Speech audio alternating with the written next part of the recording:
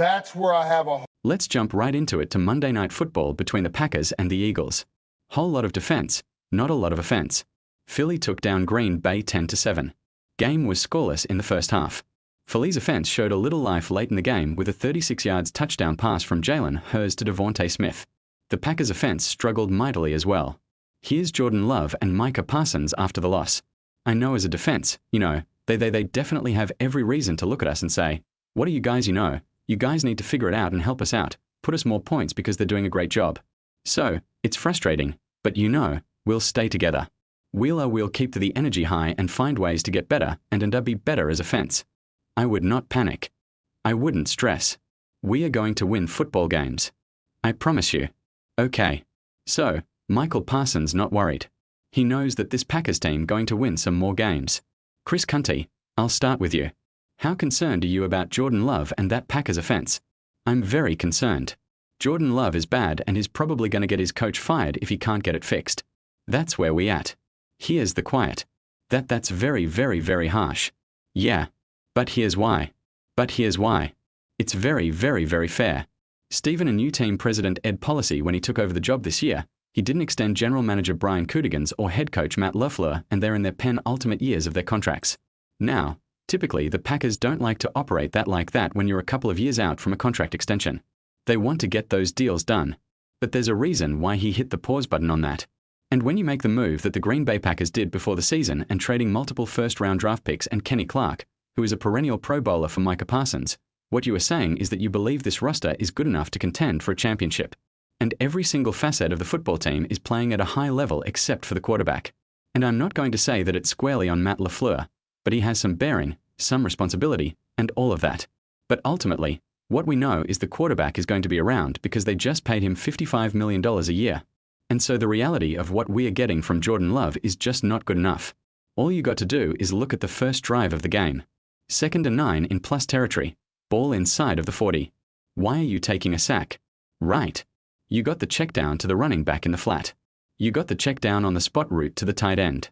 And you decide to pass up on both of those throws for God knows why. And you take a sack by JX Hunt and you end up on the wrong side of the 50. Last drive of the first half. Plus territory. You're taking a sack fumble. You take points off the board in that situation.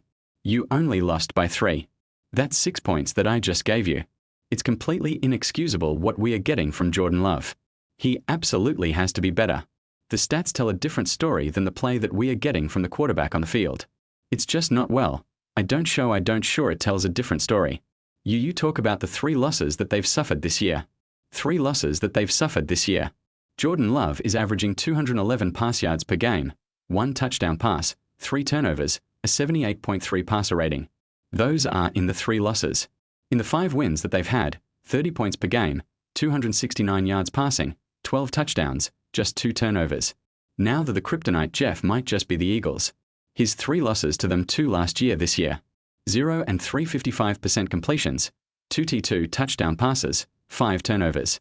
That might be his kryptonite running into those brothers. Somehow, someway they got his number. So we got to look at it from that standpoint. Certainly you can look at the flaw. You got to look at him because you got to wonder. You got to figure this out. You've been around long enough. You've been coaching this kid long enough. We shouldn't be seeing these kind of mistakes. So I get that part. But in the same breath, it is the Eagles most of the time. This is a problem. Not necessarily with everybody else. I know I brought up the losses to the Browns and the Panthers. I got that part. But not just the losses, DJ. It's what the losses look like. The reason why, but here's the thing. The reason why they lost the Browns game was because a pick that Jordan Love threw on 3rd down late night game that led to Cleveland getting a touchdown. The reason why they lost to the Carolina Panthers. A pick that Jordan Love inexplicably. In other words, you said and one that should have been a pick in the end. All right. Well, then what we are saying is if we're going to go by what you're saying, I'm going to come to you, Jeff. What we are saying is this. Damn it, the quarterback player's on the head coach. Now, you got to get a quarterback coach up in there or you got to know how to do it yourself because the quarterback will get you fired. Because if you're looking at everything else with Green Bay right now, it's hard to have a problem with him. And then last night, you got to remember he's got a little excuse cause crab that was his number 1 receiver at the tight end spot. That was the most productive person that he could rely on, and that cat is out for the rest of the season with the ACL. So, It's not like Kraft was out there last night.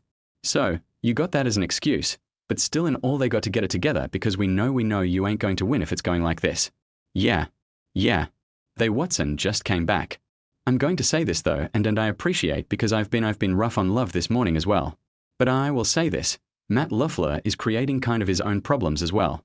Like they had 2 penalties, they had offsides twice, they had misalignments, they got drops.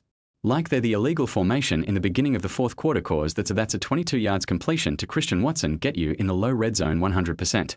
And so you're seeing a lot of errors made by this football team. And I'm going to say this too, they don't run it well. Like everybody acts like their offensive line has been okay. And last night the Eagles got after them. The Panthers, when I look at this football team, I would tell you when they were their best last year, they ran their offense through Josh Jacobs. They got real physical last year, right? They started playing this style.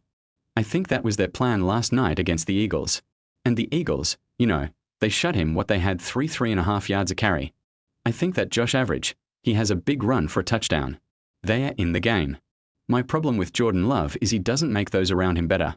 And when you're going to go with the philosophy they've gone with, which is you're not, first round draft picks at receivers or you're going to get a true one or whatever their concept is, he makes mistakes and doesn't put the ball where it should be placed all the time. That, he can be inaccurate. When he plays really well, it's typically not big moments. And I think that's last night that's a playoff game. You got to show me you're ready to win those playoff games. But I think LaFleur, he has to figure this thing out. I think it's